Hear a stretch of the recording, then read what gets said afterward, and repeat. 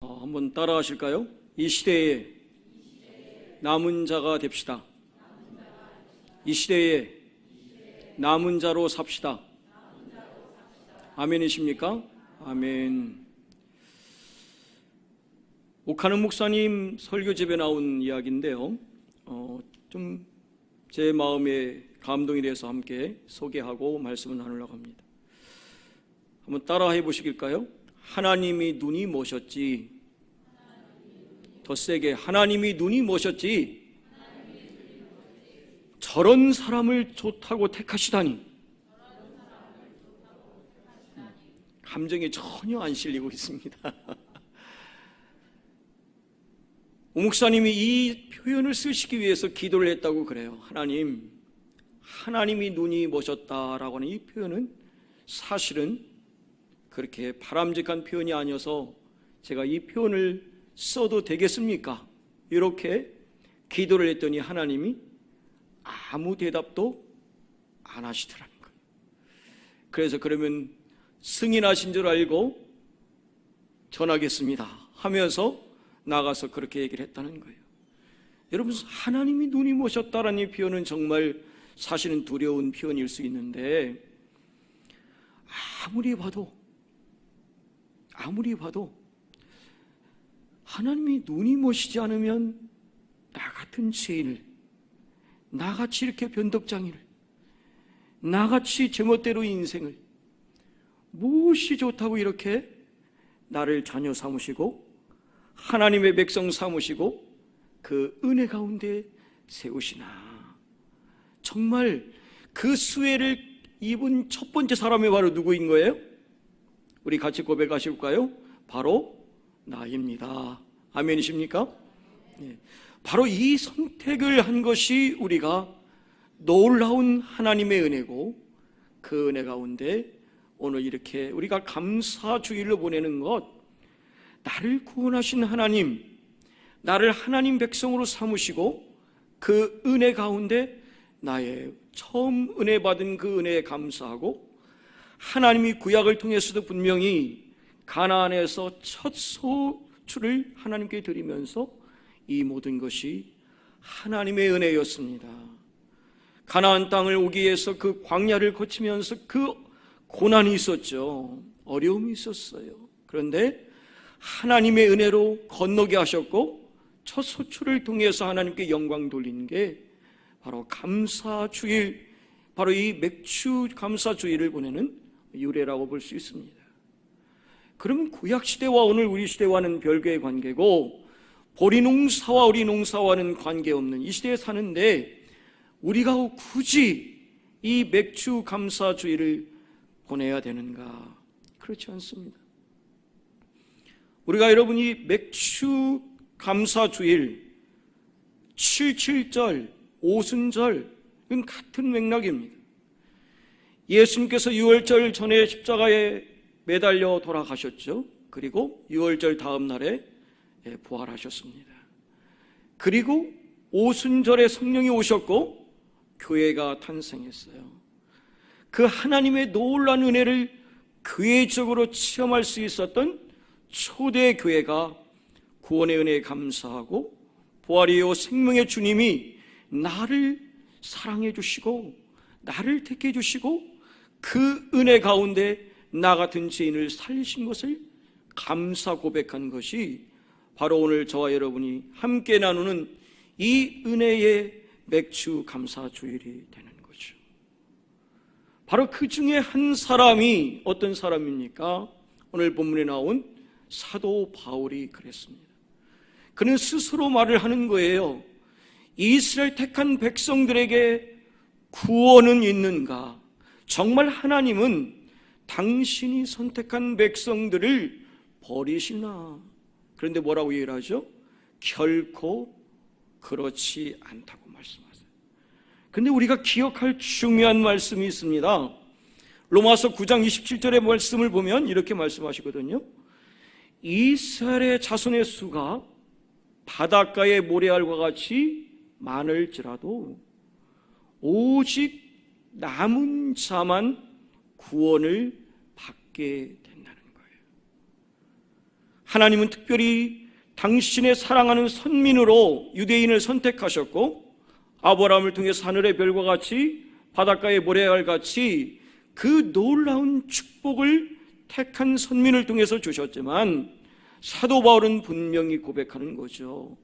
무수한 별과 같이 모래알 같이 많을지라도 오직 하나님의 긍휼을 입은 택함을 받은 남은 자만이 구원을 받게 된다는 거예요. 저와 여러분이 이곳에 있습니다. 하나님은요, 당신의 백성들이 아무리 많아도 그 중에서 은혜를 입은 남은 자를 통해서 역사를 쓰신 것처럼 저와 여러분이 이 교회의 공간에 있다고 해서 마치 이스라엘 백성들이 택함을 받았지만 남은 자가 되지 못하면 버림받아 된 것처럼 공간적인 위치가 우리를 구원의 길로 열어주지 않는다는 말씀을 사도 바울은 하고 있는 거예요. 자신은 분명히 고백하는 거죠. 오라, 이 사망의 늪에서 누가 나를 건져내겠는가? 아무리 율법으로 올 때는 자신이 흠이 없는 사람이라 할지라도 그는 분명히 알기를 내가 율법의 행위를 통해서는 구원을 받을 수 없다는 것을 그는 통절히 느낀 다음에 생명의 성령의 법이 나를 죄와 사망의 법에서 구한 그 사실을 그는 뭐라고 하죠? 그렇게 감사하는 게 뭐냐면, 하나님이 우리를 위하시는데 누가 우리를 대적하겠냐?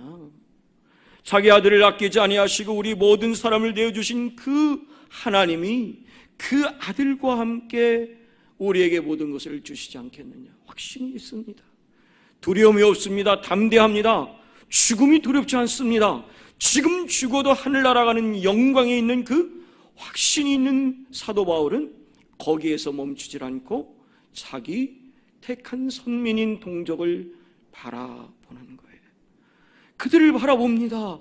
하나님은 그들에게 특별한 은총을 주셨고 특권을 주셨고 은혜를 주셨는데, 율법의 행위를 통하여 행위로 구원을 얻으려고 하는 당신의 백성들을 향하여 가슴앓이를 하고 있어요.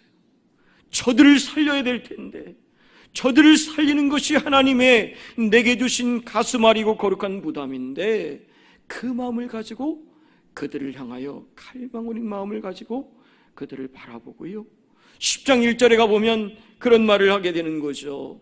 내 마음에 원하는 바, 내가 구하는 하나님께 기도하는 것은 내 자신의 기도에 머무르지 않고 바로 이스라엘을 위함이라고 말씀하시면서 그들도 구원을 받게 함이라. 이런 거룩한 부담을 가지고 있어요. 분명히 주님은 말씀하시죠. 누구든지 주의 이름을 부르는 자는 구원을 받으리라. 이것이 모든 사람에게 열려져 있지만 특별히 당신의 사랑하는 민족을 향한 그 축복을 누리지 못하는 그 동족을 향한 가슴앓이를 사도 바울은 기도로 풀어가고 있는 모습을 보게 됩니다. 그는 분명히 얘기를 하죠. 자신이 유대인이고요, 아브라함의 씨고, 그리고 틀림없이 베냐민 지파이기 때문에 내 자신이 안다는 거예요. 하나님은 온전한 구원을 누구를 통해서? 당신의 택한 백성을 통하여 완성하신다는 걸 확신 있게 한 사도 바울은 오늘 우리에게 분명히 말씀하세요. 나의 구원의 단계에서 머무는 것이 아니라, 나의 감사에서 머무는 것이 아니라, 정말 사도 바울과 같은 이 거룩한 부담을 가지고 내 사랑하는 가족과 이웃을 향하여, 이 민족을 향하여 기도하고 그들 영혼을 살리기 위한 마음을 품는 것, 바로 이것이 우리가 품어야 될 거룩한 부담이고요, 거룩한 열망이고요, 거룩한 기도임을 말씀하고 있고요. 그런 사람이 누구인가? 바로 각 시대마다 하나님께서 창조적 소수를 통하여 역사하시는 남은 자라고 하는, 렘넌트라고 하는 이 남은 자 사상을 통해서 이루어 주시는 거죠. 오늘 본문은 우리에게 무엇을 말씀하시고자 하나님은 사도 바울을 통해서 말씀하실까요? 저와 여러분이 먼저 나누고 싶은 것은요, 남은 자의 신분과 책임을 확인해야 된다는 거예요. 여러분, 남은 자만이 구원을 얻는다는 사실입니다. 남은 자는요, 어디에 서 있는가 하는 공간적인 위치에 좌우되지 않는다는 것이죠. 다시 말씀드리면 이스라엘 사람이라고 해서 이스라엘에 사는 사람이라고 여러분 다 구원을 받는 이스라엘 사람이 아니라는 거예요. 교회 공동체 안에 있다고 해서 이곳에 나와 있다고 해서 자동적으로 남은 자가 되지 않는다는 말씀입니다. 그것에 대해서 사도 바울은 뭐라고 비유를 들죠? 열왕기상 18장 19장에 나온 엘리야와 그 갈멜산에서 바알과 아세라상을 함께 싸운 이 결투를 통한 남은 자에 대한 그 비유를 들고 있습니다. 우리가 잘 아시는 것처럼 이세벨을 통하여 충동질한 이 우상신을 숭배하는 이 당시 이스라엘 백성들, 그들은요 하나님을 틀림없이 믿었습니다. 그들이 여러분 예배를 단 한 번도 패한 적이 있지 않았다라고 분명히 성경은 기록해요. 그런데 그들에게 문제는 뭐냐면 교회에 와서 예배를 드리고 제물을 드리고 온전히 예배를 드리는데 더한 게 있어요. 교회 안에 바로 여러분 바알신과 아세라상을 같이 섬겼다는 거예요. 엘리야는 분명히 지적합니다. 어느 때까지 너희는 머뭇머뭇 회색지대에 머무를 것이냐? 하나님은 분명한 사람을 원하신다는 거예요. 남은 자를 원하신다는 거예요. 바로 분명한 것은 이 하나님의 남은 자로 사는 것이 이 시대에 오늘 우리에게 하나님은 요구하시는 거고요. 다수가 아니라 소수를 통해서 그 역사를 쓰게 됨을 오늘 비유를 통해서 말씀하시지 않습니까? 당시의 상황을 한번 생각해 보실까요? 여러분 450대 1만 우리는 생각하는데 이미 여러분 이스라엘 백성들은 바알과 아세라를 섬기고 있습니다. 왜냐하면 시대적으로 지금 우리와 정말 절묘한데 바알 신과 아세라 신은 뭐냐면요 비를 주는 신입니다. 그리고 바알과 아세라가 부부의 관계인데 이들이 이런 관계를 맺고 성관계를 통하여 관계를 맺게 되면 그 덕으로 비가 내린다고 생각한 것이 가나안 우상신인 바알신이고 아세라 신이었어요. 그래서 그들은 어떤 일을 하게 되냐면 정말 오늘 본문에서 이 비유를 18장에 보면 그렇게 얘기를 하죠. 그들이 아주 모든 할 수 있는 것을 다 했다고 그래요.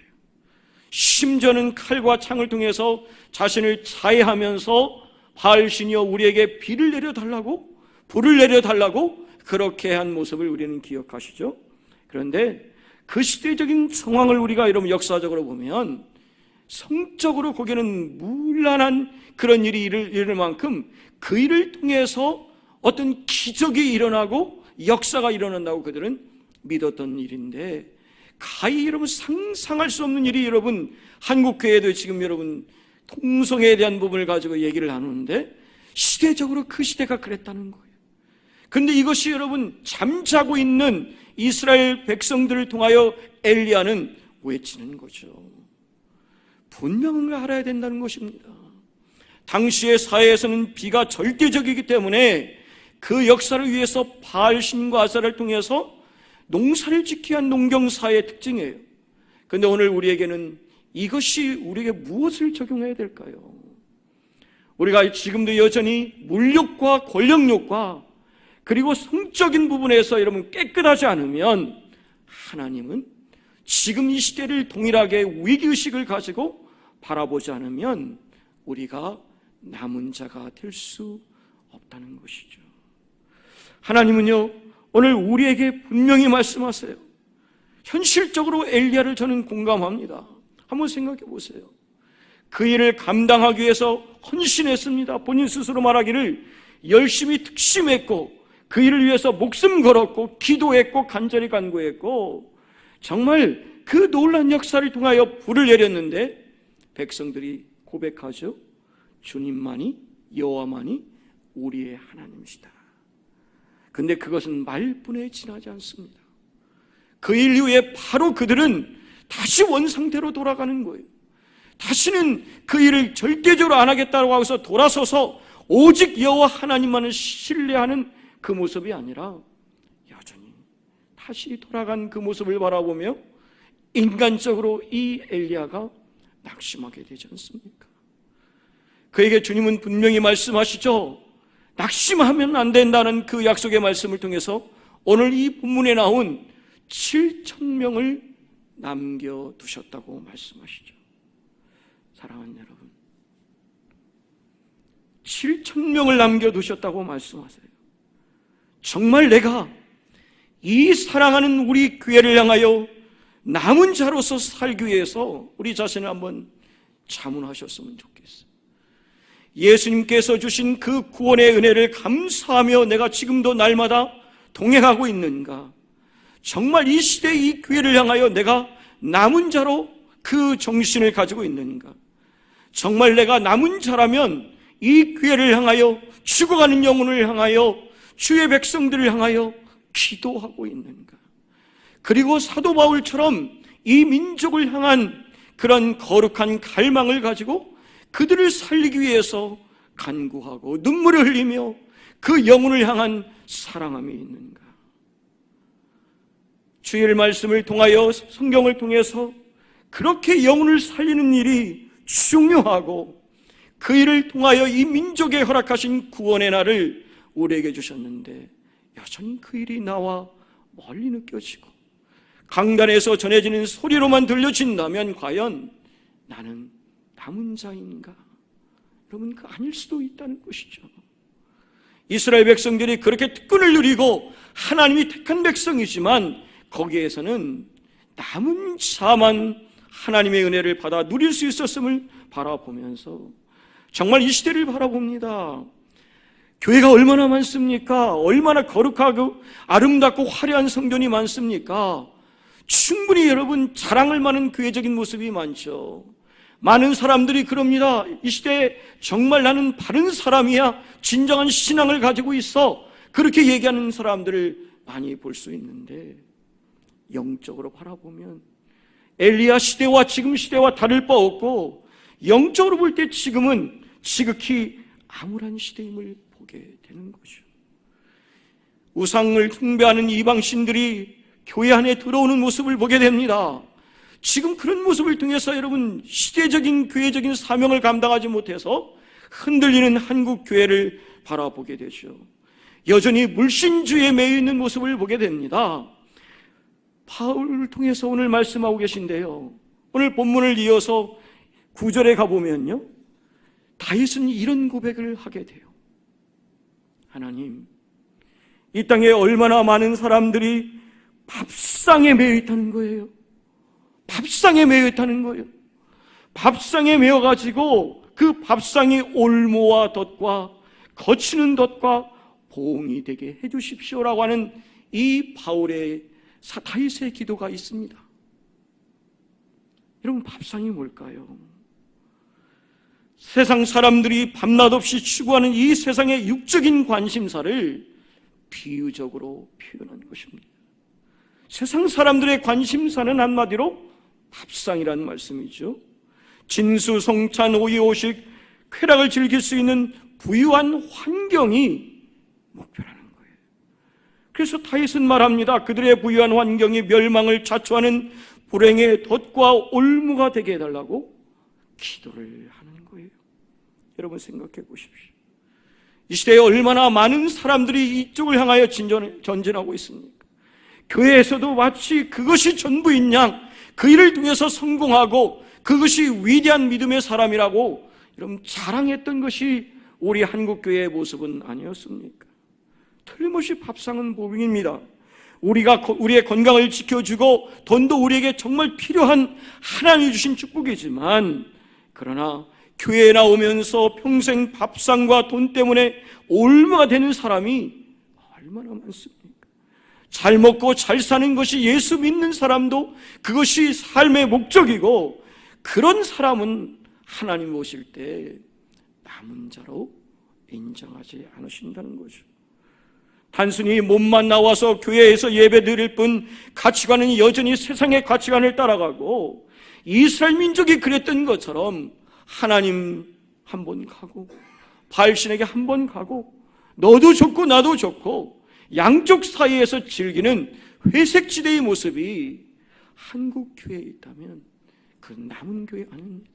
하나님이 원하시는 온전한 모습이 아닙니다.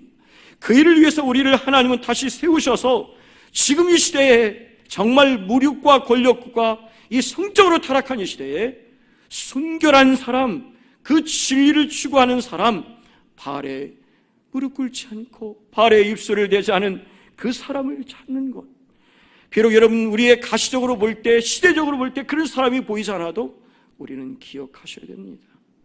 내 눈에 보이지 않고 내 시각적으로 그들이 느껴지지 않고 보여지지 않아도 하나님은 분명히 순결한 사람, 시대를 책임질 수 있는 사람, 우리와 함께 할 수 있는 남은 자를 숨겨놓으셨다는 거죠. 그들을 통해서 역사에 주신다는 것이죠. 그러므로 낙심하지 말라는 거죠. 절망하지 말라는 거죠. 반드시 하나님의 때에 그 남은 자를 통해서 순결한 하나님의 뜻을 이루어 가신다는 거죠. 저와 여러분이 그렇게 기도하셨으면 좋겠습니다. 하나님, 제가 먼저 이 시대에 이 교회를 위하여 남은 자가 되기를 원합니다. 그리고 우리가 진실로 하나님 앞에 성결함을 유지하고 신실함을 유지하고 하나님께서 함께하는 그들을 통하여 이 교회에 새 역사를 허락하여 주시옵소서.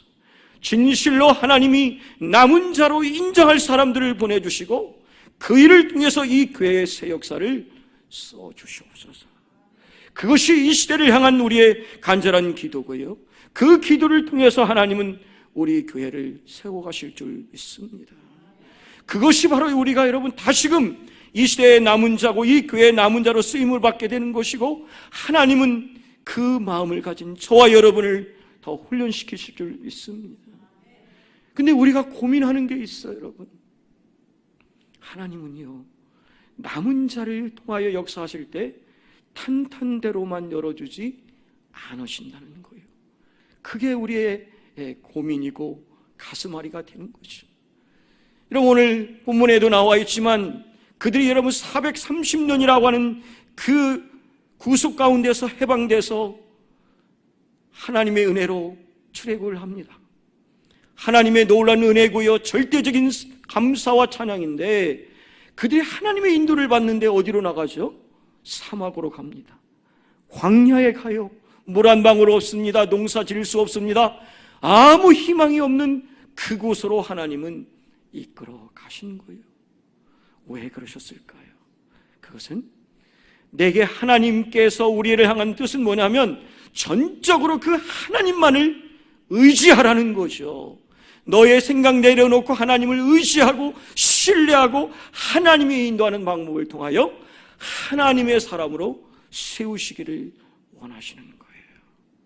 우리가 예수를 믿어서 이런 문제없는 그 축복이라는 것이 아니라, 내게 하나님은 계속해서 나를 훈련하시고 단련하셔서 하나님의 나라에 이를 때까지 나를 거룩하게 하시고 성품을 바로 세워주시고 예수의 인품을 담게 하시고 그 은혜 가운데 하나님의 그 성품을 담는 그 일을 통해서 우리에게는 고난의 길도 사막도 광야의 길을 허락해 주심을 말씀해 주세요.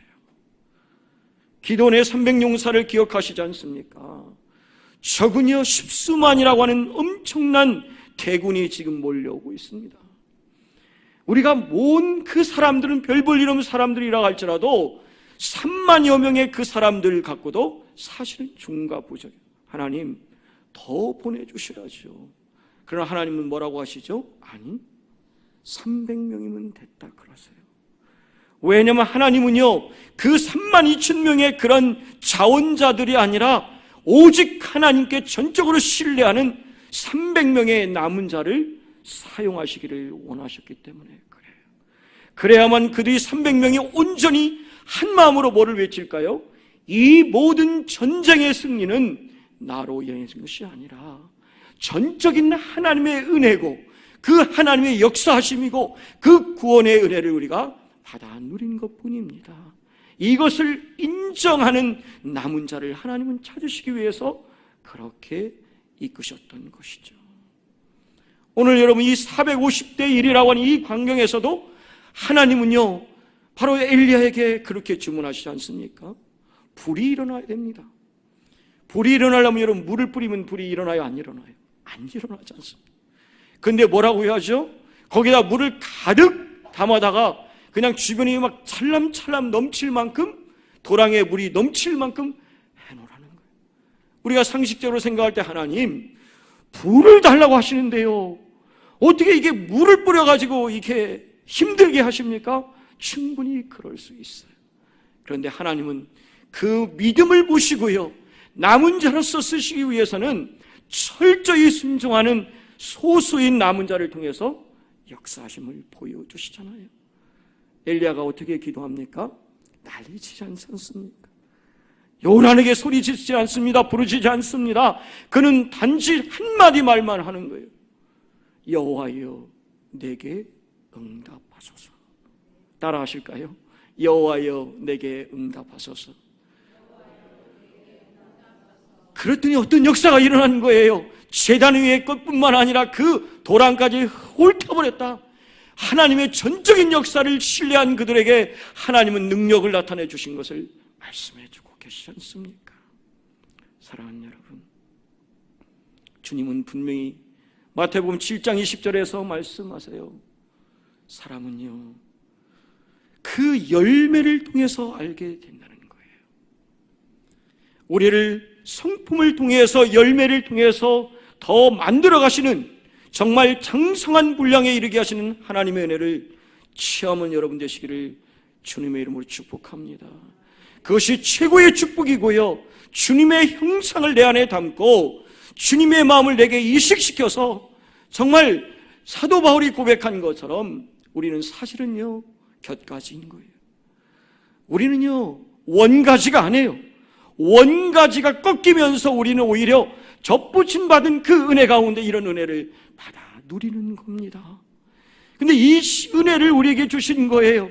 우리가 접붙임의 은혜를 통해서 우리가 정말 돌감나무인데 참감나무보다 하나님의 은혜를 받은 게 오늘 우리의 모습이거든요. 그런데 그 은혜 가운데 우리를 세우셨어요. 왜 그럴까요?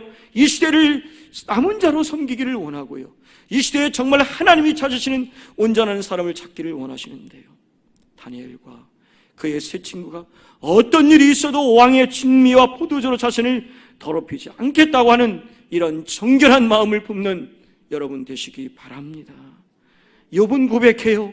어떤 상황에서도 내 눈이 바로 여인을 바라보면서 느끼는 이 안목의 정욕에 빠지지 않겠다라고 결단하고 그는 철저하게 여인을 통해서 안목의 정욕에 빠져지는 그런 일을 하지 않습니다. 사도 바울은 오직 표대를 향하여 그 길을 가면서 좌로우로 치우치지 않는 그 마음을 가지고 주께서 주신 그 사명을 완수했습니다. 바라기는 우리 교회를 향한 하나님의 놀라운 역사, 새 성전을 향한 하나님의 뜻, 이 모든 것을 이루는 그 일을 이루는 그날까지 남은 자로서 주께서 허락하신 그 은혜 가운데 감사하며 처음 내게 주신 그 믿음과 신앙을 가지고 늘 성숙한 하나님의 은혜의 사람이 되는 그날까지 겸허하게 날마다 주 앞에 나오고 주의 말씀 속에서 하나님의 은혜를 잊지 않는 여러분 모두가 평생 감사 인생이 되시기를 주님의 이름으로 축복합니다.